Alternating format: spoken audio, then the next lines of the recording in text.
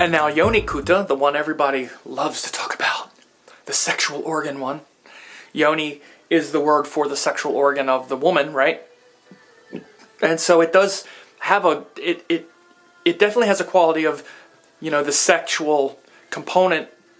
It's really not just the sexual component, and when you have,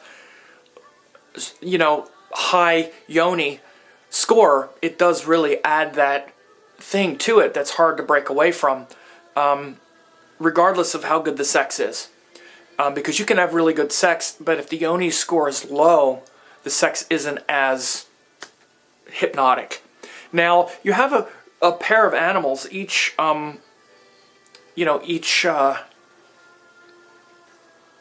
nakshatra has an animal, and a male and a female animal. There's this really isn't the case, but sometimes you hear it kind of mythologically or kind of postulated that the Yoni shows a kind of matching of the size of the sex organs and stuff. That's really not true. I mean, many of the animal, like two horses, it's because the genitalia will match up really well. It's not really, I don't think there's really much in that. Of course, when you get a male and a female of the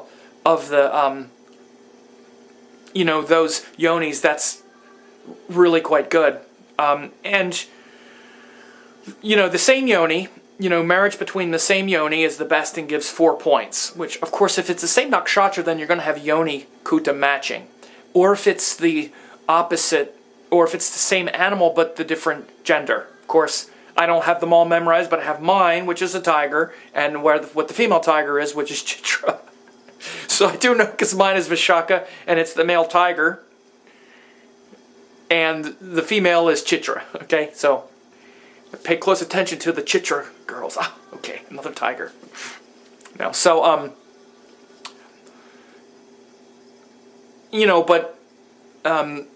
the male and the female of anyone, like the male horse and the female horse are good. The male horse is Ashwini, and the female horse is Shatabishak, for instance. And then you have the male and female cow and mongoose and rat and cat and all that.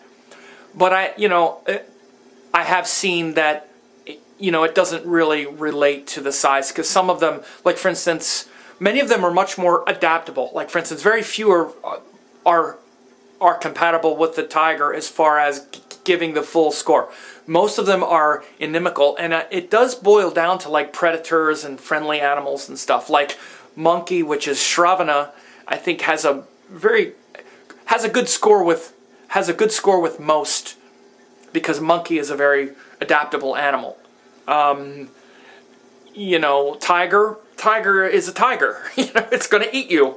So it's okay with another tiger. It's okay with the lions, and I think the other ones it's like 0 or 1 with almost every other one. So the same yoni is 4 points. That's whether it's the same nakshatra or the opposite gender of the same animal. If it's friendly yoni, again, friendly, like, like a monkey is a friendly animal. So it's friendly with a lot of them. The cow is a friendly animal. It's not a predator. I think the cows are pretty friendly. The elephant, like Revati, pretty friendly with most. Then it's 3 points with the friendly yonis. But then, like you have a mongoose and a snake. They're not friendly with each other, right? And then like the neutral yonis give 2 points. Neutral, like maybe a sheep and a monkey or a dog or something. Well, maybe a dog and a sheep wouldn't be. There is a sort of correlation along those lines, like a dog and a cat, right? But I don't find it to be literal. I haven't researched it enough, but it's something like that sort of going on. Unfriendly yoni gives 1 point, and then enemy yoni gives 0 points.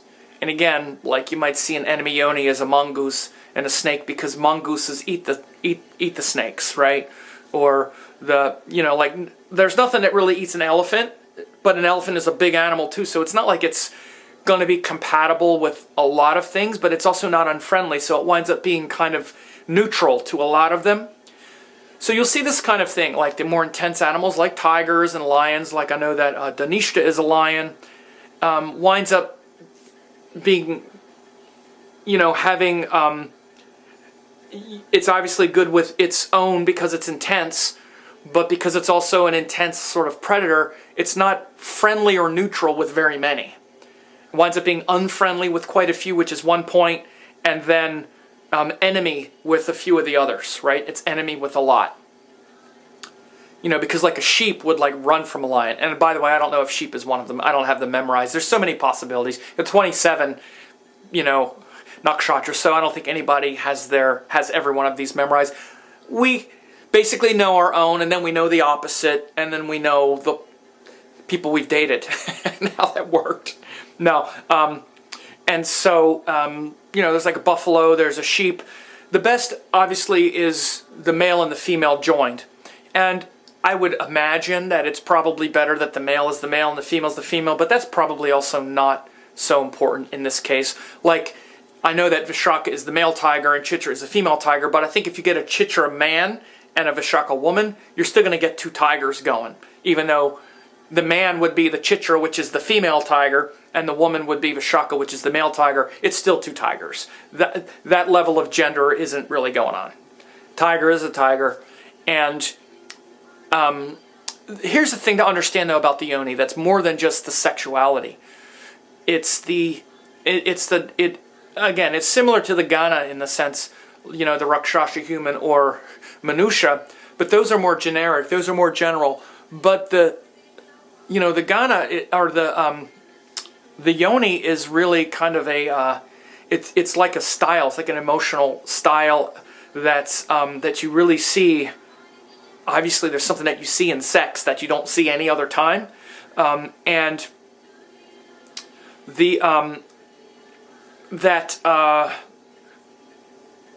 that really bonds you or repels you with someone. Sex is a very innate inner, exchange of energy.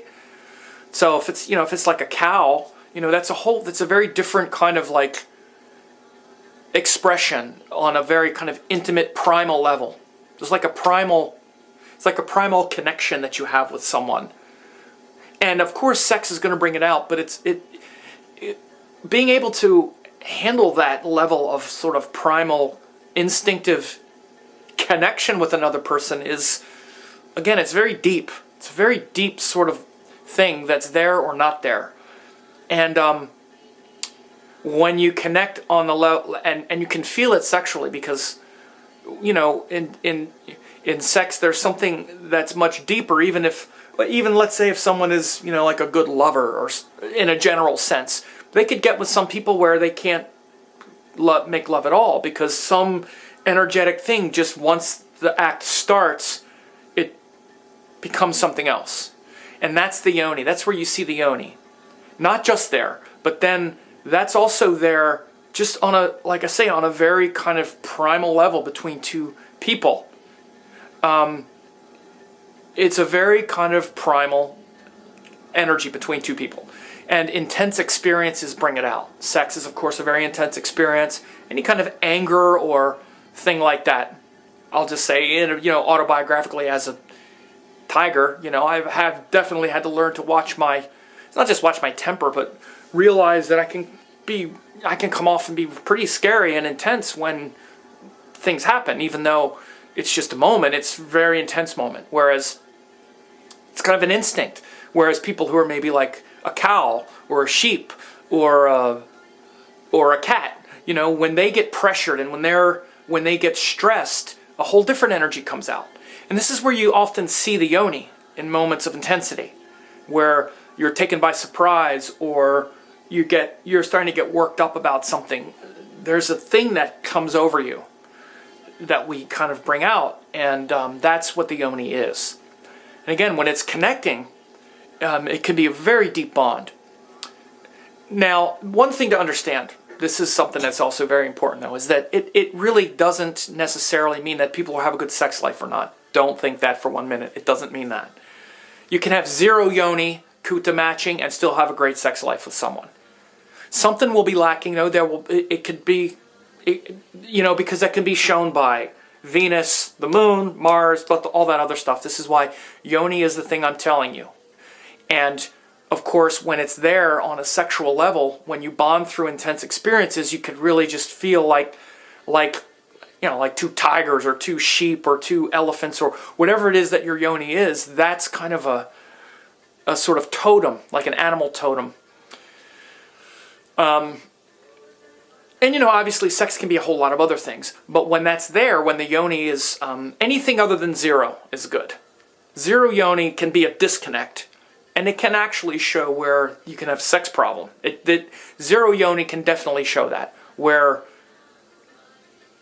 someone can't, where you might have a problem with your sex life. But even one, by the way, I should make this as a general statement, is anytime you get even 1 point in any of these things, it's something, it's a benefit.